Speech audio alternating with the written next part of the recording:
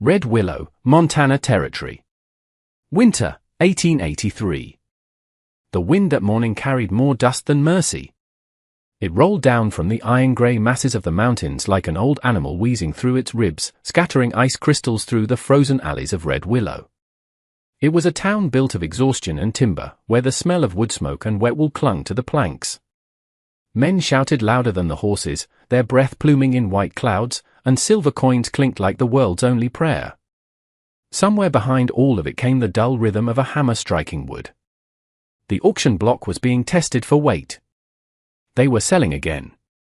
Not cattle this time. Lynn stood barefoot on that frost-rimmed platform, the splinters biting into her soles until the blood dried black against the ice. Her wrists were bound in coarse hemp rope, the skin rubbed raw, the marks weeping from days of travel. She had not eaten since yesterday, though she no longer felt hunger, only the hollow calm that arrives when the body forgets it belongs to itself. The wind tangled her dark hair and lifted the torn hem of her traditional cheongsam. The silk, once a vibrant crimson meant for celebration, was now tatters of faded blood red, offering no defense against the American winter. Somewhere in the crowd, a man laughed. Another spat, the spittle freezing near her toes. She didn't flinch. Flinching only made them laugh louder. $2, a voice called out, muffled by a scarf. $3, another answered. $5 for the china doll. The auctioneer grinned, his face ruddy with cold and whiskey. He slapped the plank beside her shivering ankle. Come on, gents. She eats little, works hard. Make it worth my trouble. Lynn stared at the ground. Her name, the one her mother had whispered to her meaning forest jade, was a sound she had not heard in weeks. Here, she was not a name. She was only a price waiting to rise. $6, a man's voice said. It was not loud, but it was sharp enough to cut through the wind. Heads turned. He stood near the edge of the square, one boot resting against the hitching post, his heavy buffalo coat a shade between dust and ash. Garrett Thorne. His hair was dark and unruly, his face drawn tight around a scar that sliced from his jaw to his collarbone, a mark left long ago by a blade or a bullet. His left shoulder hung stiff, an old cavalry wound that had taught him how to live with pain quietly. He reached into his coat, took out $6 silver, and placed them on the rail. Untie her, he said. The crowd went quiet enough to hear the wind scrape across the roofs. The auctioneer hesitated, caught between greed and disbelief. Then greed won. Your loss, mister, he said, grabbing a knife from his belt. He sliced through the rope around her wrists. The fibers fell to the planks, coiling like dead snakes freed. Lynn swayed on her feet. The ground tilted, and for a breath, she thought she might fall into the snow. A hand appeared in front of her, rough, sun-browned, open. Not forcing, only offering. She hesitated. The hand stayed there, patient as stone. She took it. Garrett steadied her, then released her. Come on, 2 words, soft and spare. No command in them. No pity either, only motion. They stepped off the platform. Behind them, the crowd muttered, disappointed. The kind of men who could watch chains being sold like tobacco had little interest once mercy entered the price. The wind chased them through the narrow street, snow swirling around their boots. Garrett led her to the trough behind the feed store, where the water had crusted over with ice. He broke the surface with the handle of his knife and dipped a tin cup, setting it in her hands. Lynn hesitated, her throat working once before she lifted the cup, drinking too fast, water spilling down her chin. She coughed. Garrett took the cup, filled it again, and handed it back without a word. This time she drank slower. He pulled a folded blanket from his saddlebag, wool, grey, worn thin at the corners, and laid it over her shoulders, careful not to touch her skin. The blanket swallowed her frame, covering the tattered silk. She closed her eyes for a heartbeat, the first moment in months that warmth didn't come with a price. When she looked up again, he was already adjusting his saddle. Can you ride? He asked. She nodded, unsure. Then hold the horn. I'll keep you steady. He mounted first, then helped her up, guiding her gently onto the front of the saddle. His hand rested near her waist, not on it, just close enough to catch her if she slipped. She held the blanket tight and looked straight ahead as he turned the horse toward the road that led out of town. Behind them, the auctioneer's laughter echoed faintly through the wind. They rode for miles before either spoke again. Red Willow shrank behind them until it was only a smear of smoke against the white horizon. The land opened wide, frozen grass, low mesas, and a sky that seemed too big for mercy. The horses' hooves drummed steady against the packed snow. Garrett slowed the pace when he noticed the tremor in her shoulders. "Cold?" he asked. She didn't answer, only tightened the blanket. He shifted his heavy coat open enough to block the biting wind from her side. She noticed but said nothing. Gratitude was still a language she didn't trust. When the road curved toward the hills, he stopped by a patch of scrub oak. "Rest a minute," he said. He dismounted, then offered his hand again. She slipped down, light as a breath, and landed awkwardly, knees shaking. He steadied her elbow, then stepped back. She crouched, touched the snow with her fingertips, and held it there, pressing her palm flat. The soil beneath was frozen, hard as iron, but it was earth. Not the boards of a wagon floor, not the iron belly of a cage. Garrett watched without speaking. He took out his knife and cut the last length of rope still hanging from her wrist. Instead of tossing it away, he knelt, dug a small hole at the base of a rock, and buried it. Lynn watched him cover it with frozen dirt and pat the ground once, like a man sealing a grave. He didn't say what it meant. He didn't have to. When he looked up, her eyes met his for the first time.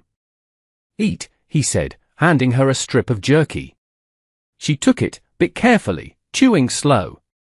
He ate a smaller piece himself, standing guard without making it obvious. "Your name?" he asked after a while. She hesitated, tasting the English on her tongue like something sharp. "Lynn." He nodded. "Garrett Thorne." Their names hung between them, the first trade made freely that day.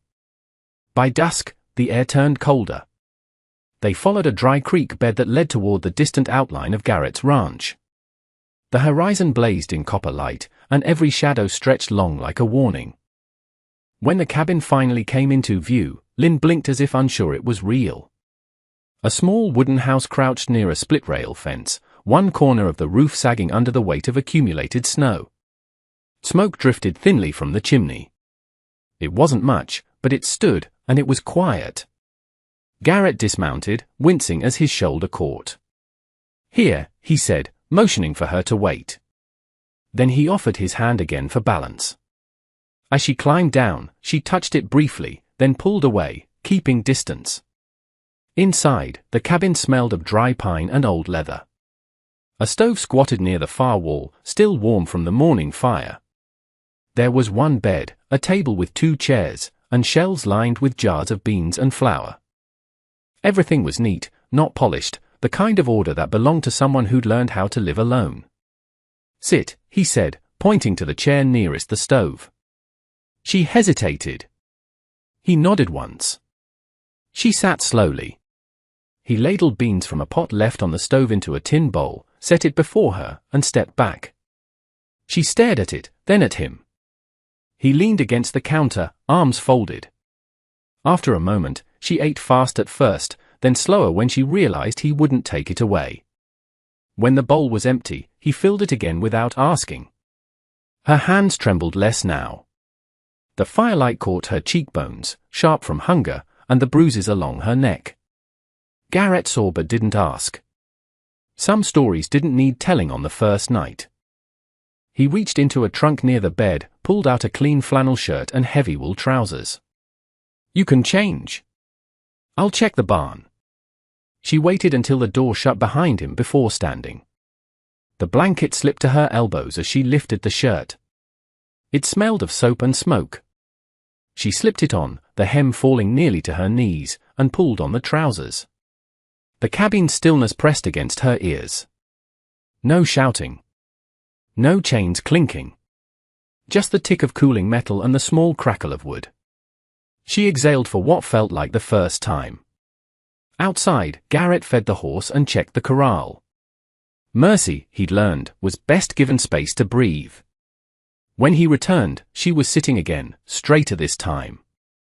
He added another log to the stove. "I'll hold till morning," he said. He spread his heavy buffalo coat on the floor near the door, rolling it into a pillow. He pointed toward the bed. "You take that. I'll stay here." Her brow creased. No man had ever offered comfort without a price. She shook her head quickly, clutching the flannel shirt. He didn't argue. He just lay down on the floor, back to the wall, one arm resting over his eyes, the rifle within reach. After a long silence, she whispered, "Why?" His voice came steady, almost lost in the crackle of the fire. "Because no one deserves chains." The words hung in the air, heavy and clean. Outside, the wind rattled the shutters. Inside, the silence turned into something else. Not fear, not command, but room. Lynn lay down on the bed, the quilt rough beneath her fingers. She watched the fire until her eyes blurred. Across the room, Garrett's breathing steadied. It wasn't trust yet, but it was the first night in a long time when neither waited for pain to wake them. By dawn, frost rimmed the window. Light crept across the floorboards, finding the rifle by the door and the empty bowl on the table. Outside, Red Willow kept trading what men could own. Inside, something else had begun. Not ownership, not death. Only the first fragile act of staying. Morning didn't arrive so much as gather itself along the floorboards. Garrett was already awake, eyes on the pale seam of the horizon. Lynn sat up to the sound of water tipping into a tin cup, not boots or iron. "Morning," he said. The house answered with quiet instead of echo. She lifted a hand, not quite a wave, not quite a shield. He poured water from the jug into a tin cup and set it on the table. When she reached for it, he stepped back a pace, making room as if space itself were a gift. "Breakfast," he added. "Beans again. And coffee strong enough to scrape the tongue clean." He didn't apologize for plain food. Plain food kept Bones from whispering too loud about hunger. They ate facing the stove. He finished first but remained seated, letting the quiet turn from awkward to ordinary. When she laid the spoon down, he nodded toward the door. "Come outside," he said. She paused, then rose. Outside, the morning air bit her feet through the wool socks. She flinched, and he noticed. He disappeared inside and returned with a pair of smaller boots. "Try these," he said. She looked at the boots like a puzzle, then slid them on. She stood in the yard, the land spread out in all directions, white snow bowed by wind. Lynn drew a breath so deep it surprised her. The air tasted of ice and pine. She turned her face toward the light, then kneeled and pressed her palm to the soil exposed near the porch. Not a prayer anyone would recognize, only a touch that said the earth still remembered her. Garrett pointed with his chin toward the barn. "We start there." He didn't list rules. He didn't say what she owed. He showed her where the feed was kept, how to scatter grain for the hens, how to check the water trough. She watched his hands, not his mouth. When he lifted a log and his shoulder seized, she caught the flinch he tried to hide. "Old wound," he said. She nodded. The nod wasn't pity, it was a marker on the map they were drawing between them. He handed her a small hatchet. "Split that one," he said. He stood close enough to correct a mistake, but far enough to let the mistake happen without shame. Her first swing glanced off. She reset the log, moved her feet, and brought the blade down. The wood opened with a sharp report. She straightened, and something small in her shoulders lifted. "Good," he said, and didn't smile until she looked away. They worked in that rhythm, show, attempt, adjust, until sweat warmed her under the heavy coat and the frost burned off the fence rails. She learned the weight of the hammer, the patience of wire, the way nails find the straight edge if your hand is steady. He learned the cadence of her silence. When the last rail was braced for the day, he stepped back. Hold, he said, and passed her a length of wire. Their hands missed twice, touched once, then found the wires pulled together. He didn't look at the touch. Neither did she. The wire held. Around mid-morning, a wagon creaked along the far road, throwing a small cloud of snow. Lynn's body stiffened, eyes locked on the moving shape. Garrett stepped between her and the road, casual enough not to make it worse, deliberate enough to make it better. He rested a hand near his holster. The wagon rolled past without turning in. The moment stretched, then snapped. "No one touches you here," Garrett said, not looking at her. It was a promise that wore plain clothes. They went back inside when the wind rose. He boiled coffee. On the table lay the strip of cloth she had used to wipe her wrists. The skin was less angry now. She picked up the cloth and folded it. "May I?" she asked, the English surprising them both. He nodded. She came near and wrapped his shoulder through the shirt, where the muscle strained. Her fingers worked with a care that refused to call itself tenderness. When she tied the knot, he tested the lift of his arm. "Better," he said. She stepped back. He put on his canvas work coat and handed her another, smaller one. "Yours," he said. She slid into it. The coat was heavy, the way belonging is heavy when you first put it on. She tugged the sleeves up. The coat changed her posture. It moved her from rescued to resident. He took her out again to the yard. "Show you the ridge," he said. They climbed the slope behind the barn. From there, the cabin looked like something a stubborn man would build, square-shouldered and plain. "Watch from here if I'm gone," he said. "Dust line riders. Take the stove for cover inside." She repeated the words, building bones around courage. "Stove for cover." "Yes." Back at the corral, he showed her the halter knots that don't slip. He didn't touch her hands to correct them. He tied one alongside her, then cut his knot open so she could tie it herself. The third attempt held true. "You'll need that," he said. She looked at the rope, then at the dirt. "I know rope," she said, meaning the old kind. He understood. He put the rope away like a word you use carefully. They ate a noon meal that didn't quite deserve the name, a jerky, the heel of yesterday's bread. In the afternoon, he worked at the north fence line where the wind hit hardest. She carried nails in a small leather pouch, handed them one by one.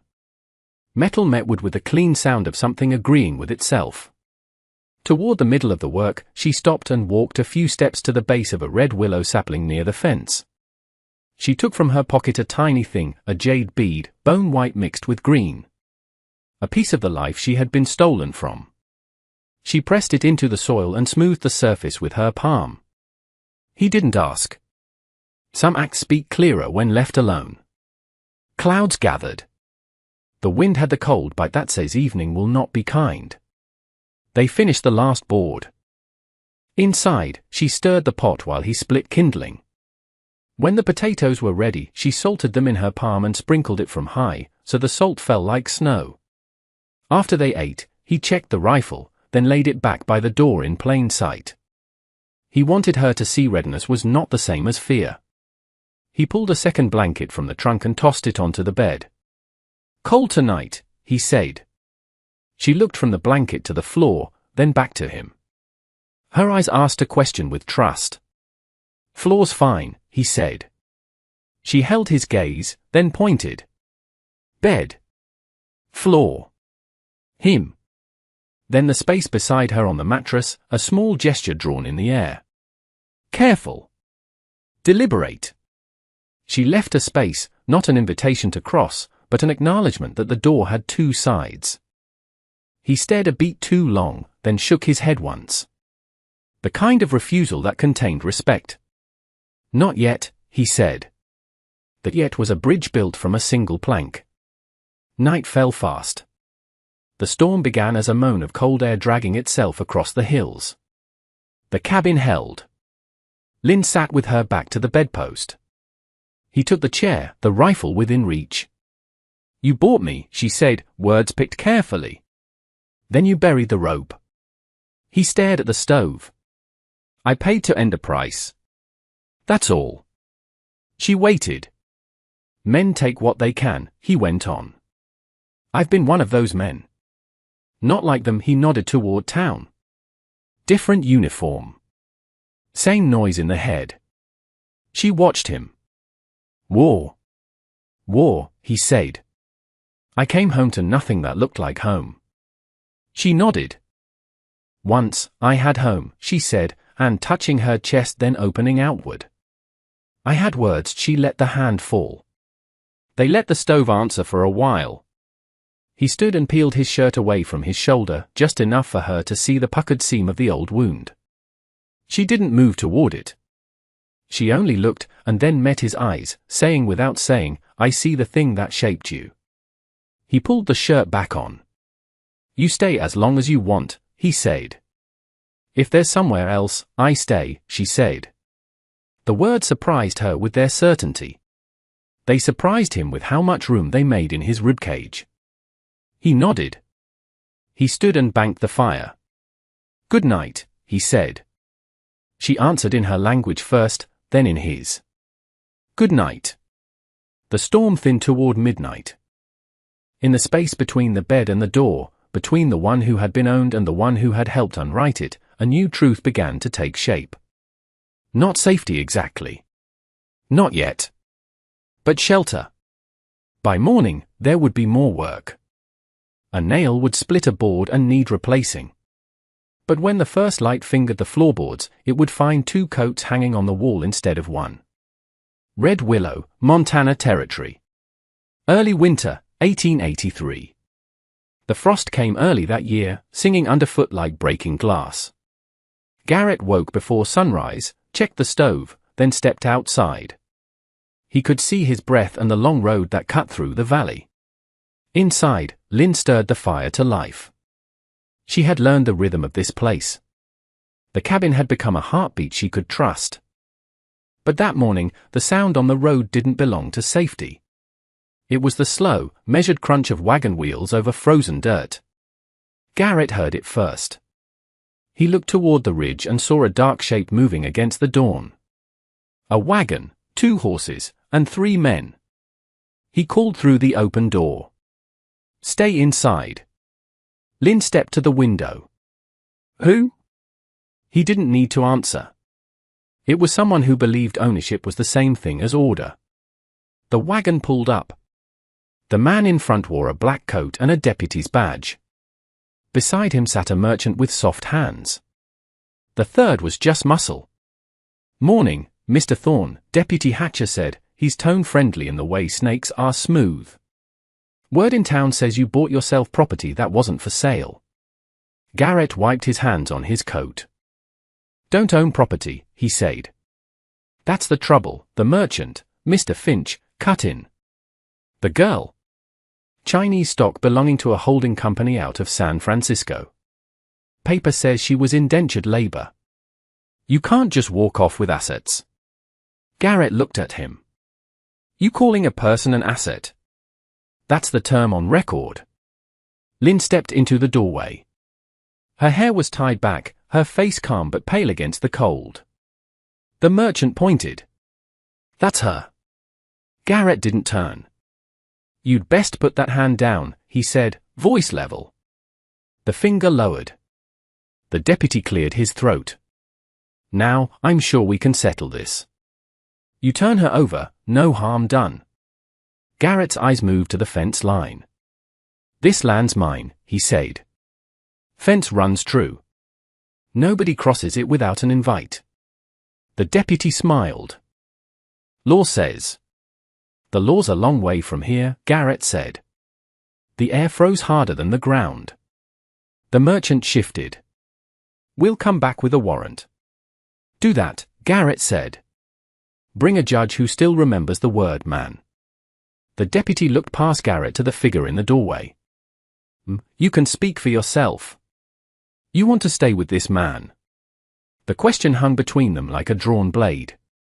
Lynn's eyes flicked from the deputy to Garrett, to the man who hadn't touched her since that first day, who had built fences wide enough for trust to breathe inside.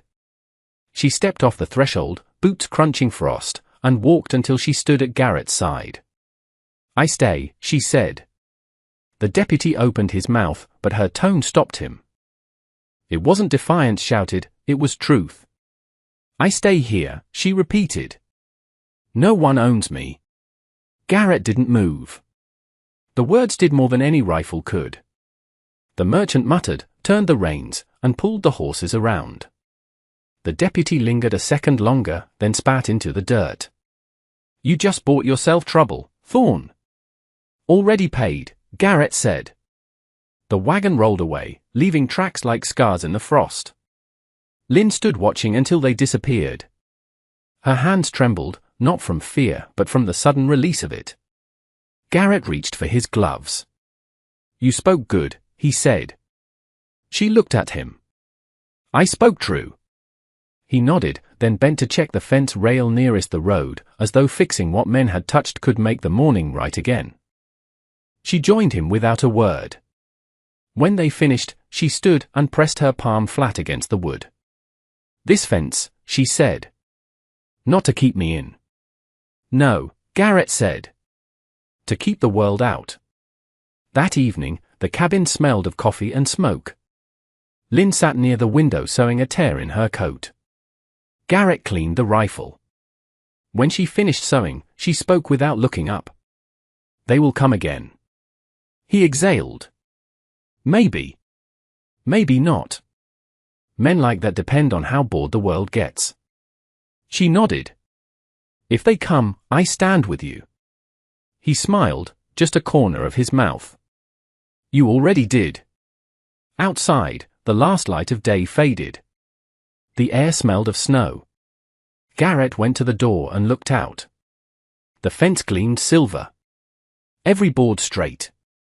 He closed the door softly and slid the bolt into place.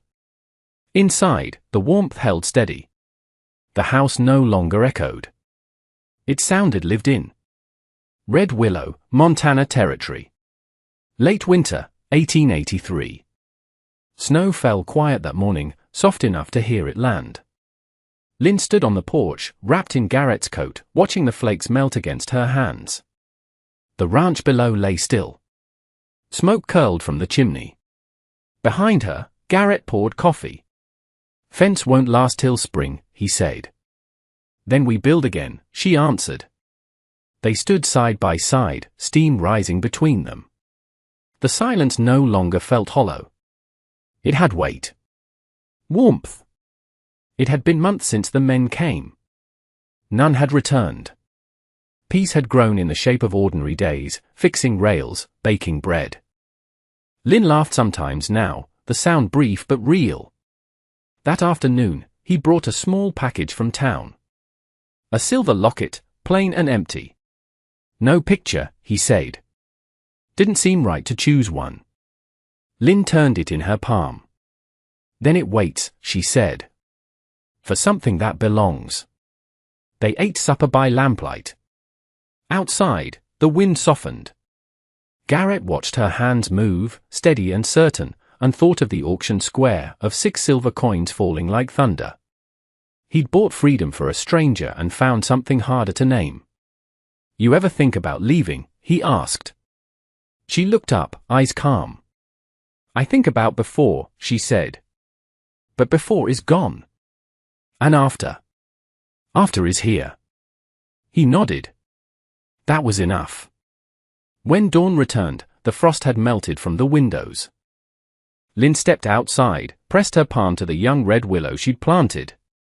Its branches shivered in the wind, thin but alive. "Grow," she whispered. "For both of us." Behind her, Garrett called. "Coffee's ready." She turned, smiling faintly. "Sweet." Lifted the tin pot. Brought sugar this time. They stood in the doorway, sharing warmth and quiet. No vows. No grand ending. Just two people who had stopped running. Outside, the earth thawed under the snow, learning to breathe again. Inside, the fire burned low but steady. And somewhere beneath the frost, the buried rope slept quiet. Lynn watched the horizon brighten, the first light brushing gold across the fence line. The world looked fragile and new, pausing before the next beginning. Garrett lifted his cup, eyes tracing the same hills, and for a moment neither spoke. There was nothing left that needed saying. The wind moved through the red willow, whispering softly in a language both of them almost understood. She closed the door halfway, keeping the warmth inside. The day would start soon. But for now, they stood unowned, unbound, quietly alive.